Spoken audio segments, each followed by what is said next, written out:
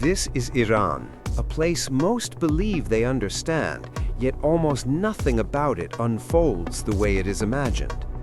Its name travels through headlines faster than light, shaped by politics and distance. But beyond the noise lies a country of stark contrasts, lit by extremes, layered in silence and survival. In southeastern Iran, a great scar tears across the crust of the earth. The fault lines of the Dasht Lut stretch for miles, visible even from space, a jagged signature carved by tectonic collision.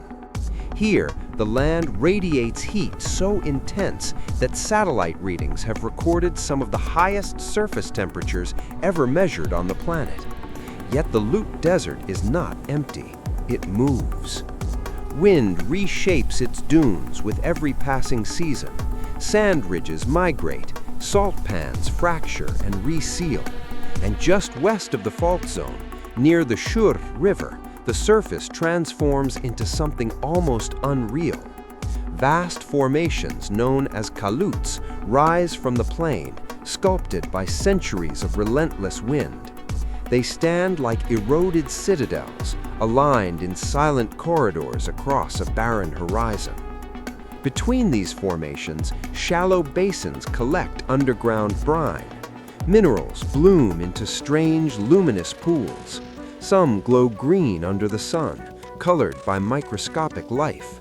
Others stain copper and rust, ringed in white salt veins. From above, they resemble shattered glass scattered across the desert floor, reflecting the sky in fractured brilliance. At ground level, life persists in miniature determination.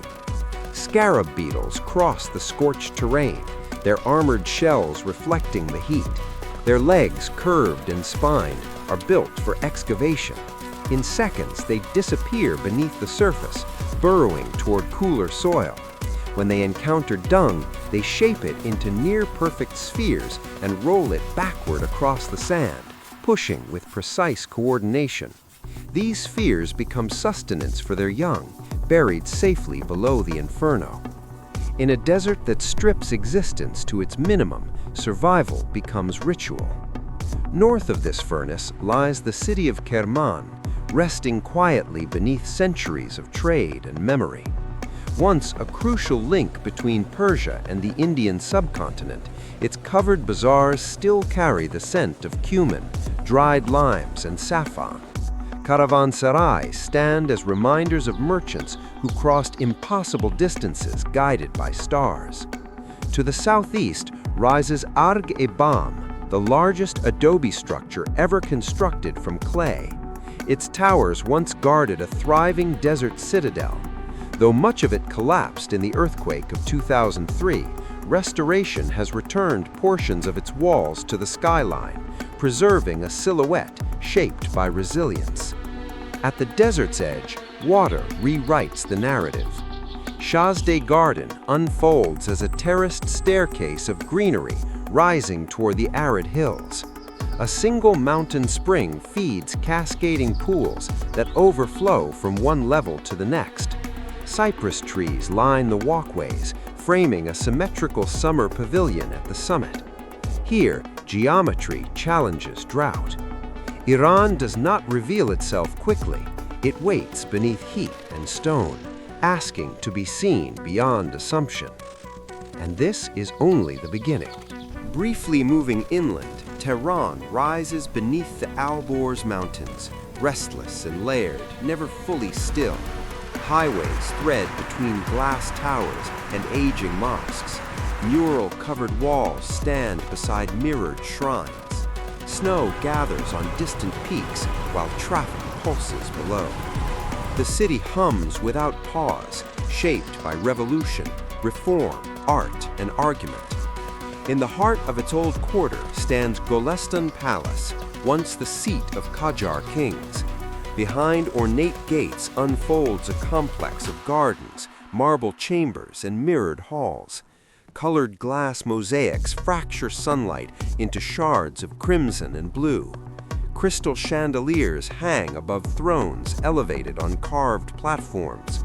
Every surface reflects light, power, and ego. The palace does not whisper its history, it gleams. Far to the northwest, near the village of Kandavan, architecture transforms into geology. Homes are carved directly into conical rock formations shaped by ancient volcanic eruptions. These stone dwellings rise like frozen plumes, each one hollowed by hand. Doorways, windows, chimneys emerge from living rock. No beams, no bricks, only earth reshaped into shelter. Southward, carved high into a limestone cliff, 4 immense tombs overlook a vast plain. Naqsh-e-Rustam stands as a necropolis of kings. The facades are cruciform, etched far above ground level, once sealed around the bodies of Achaemenid rulers. Beneath them, later dynasties added reliefs depicting emperors mounted on horseback, divine figures beside them, defeated enemies beneath their feet. Each line carved into the stone was a declaration of authority meant to outlast mortality. Not far beyond lies Persepolis. Its gates once stood guarded by colossal winged bulls, their muscular forms blending animal strength with human intelligence. Today, the columns rise like petrified trees against open sky. This ceremonial capital, founded by Darius the Great, was never intended as an ordinary city. It was a stage. Delegations from across the empire once climbed its grand staircases bearing tribute. Medes, Egyptians, Babylonians, each carved in meticulous procession, frozen mid-step in stone. The reliefs remain astonishingly precise. Robes ripple, beards curl, hands extend offerings that will never be received. Though Alexander's invasion left the complex in ruins, the fragments endure, monumental even in silence. But west of these imperial remnants, near Kermanshah, another proclamation is etched into living rock. At Tak-e-Bostan, Sassanid rulers carved triumphal reliefs beside a mountain spring.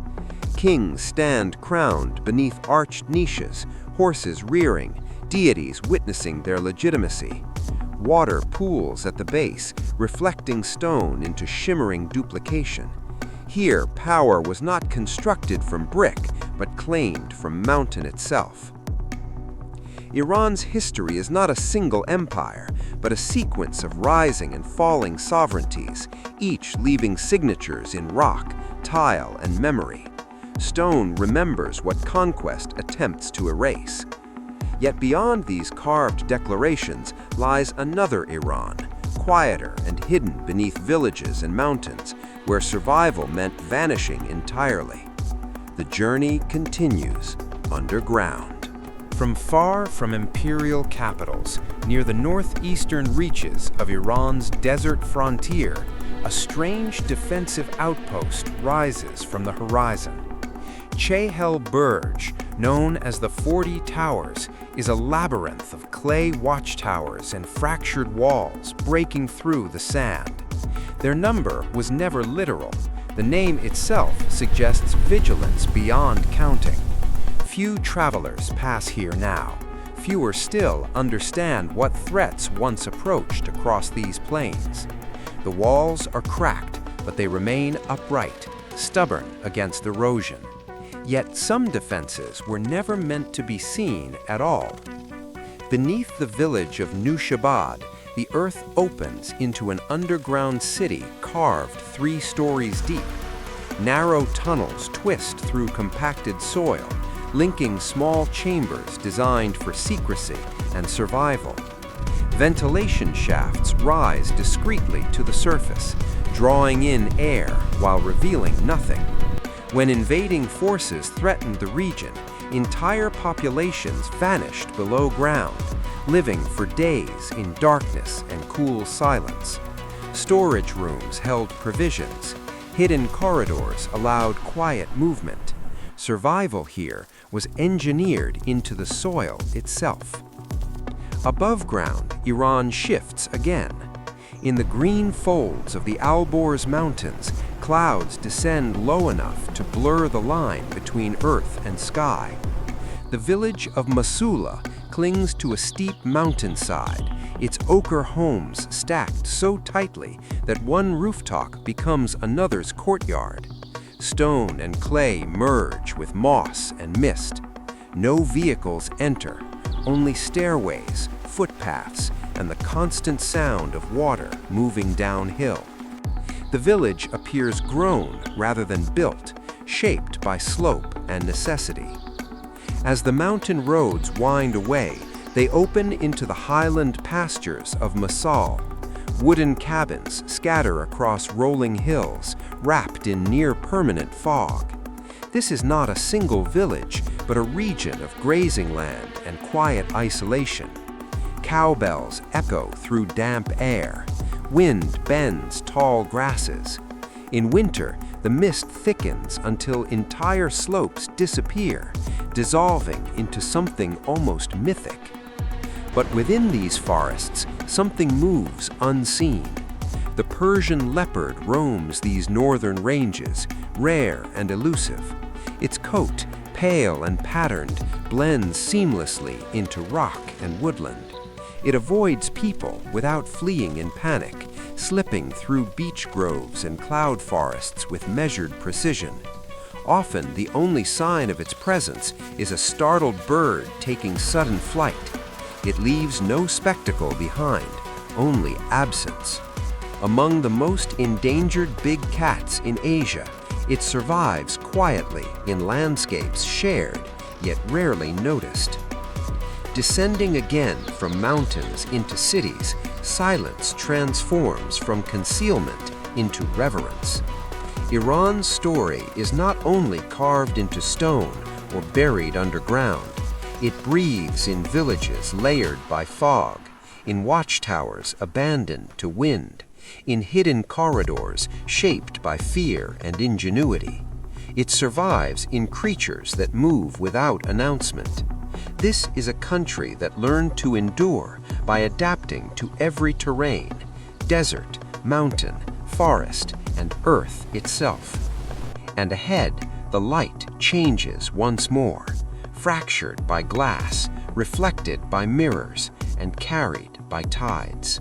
Descending from mountain roads into the historic heart of Shiraz, reverence replaces remoteness. Beyond traffic circles and garden walls, the shrine of Ali ibn Hamza glows beneath a turquoise dome. From the outside, it appears serene, almost restrained. Inside, it transforms into a chamber of fractured light. Millions of mirrored tiles cover walls and ceilings, scattering every beam into endless reflections. Chandeliers hang like constellations suspended in glass.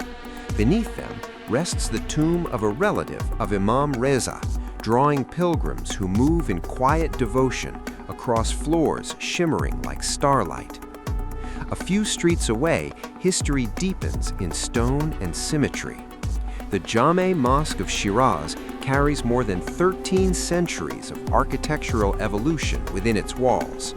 Seljuk foundations support Safavid expansions and Qajar embellishments, each dynasty layering its vision upon the last.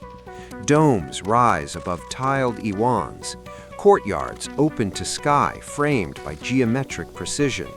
Intricate ceiling patterns draw the eye upward, where light filters gently through carved arches, softening the passage of time. Yet nowhere in Shiraz does light behave quite like it does inside the Nasir al-Mulk Mosque. Built during the Qajar era, it is modest in scale, but extraordinary in atmosphere. At dawn, stained glass windows fracture sunlight into rivers of red, blue, green, and gold. The beams spill across Persian carpets and carved columns adorned with floral motifs. As the sun climbs, the colors shift slowly, sliding across the floor in silent motion. It is architecture animated by light, a space that changes minute by minute without ever moving at all. Far to the south, land yields to water. Keshm Island stretches across the Persian Gulf like a narrow blade, the largest island in the region yet carrying the quiet rhythm of coastal villages. Fiberglass boats bob against wooden docks. Homes are built low and wide to capture passing breezes. Wind-carved canyons cut through its interior, and mangrove forests line sheltered shores. Just north lies the Strait of Hormuz, a narrow maritime corridor through which a significant portion of the world's energy supply passes. Tankers move steadily across the horizon, silent and immense. But beneath the surface, another current flows. Warm tropical waters circulate through reefs, tidal flats, and shallow inlets rich in plankton. Sunlight penetrates to the sea floor, sustaining dense marine ecosystems. Dolphins surface between vessels, their arcs brief and effortless. Whale sharks, gentle and immense, drift through these waters in search of microscopic life. Coral communities anchor vibrant fish populations, creating a bottleneck of biodiversity where ocean currents converge. Iran does not fit into a single frame. It is desert heat and alpine mist. It is mirrored shrines and wind-carved towers. It is underground cities built for disappearance and ceremonial capitals built for spectacle. It is leopard tracks fading into forest soil and whale sharks gliding beneath trade routes. This is not a revelation.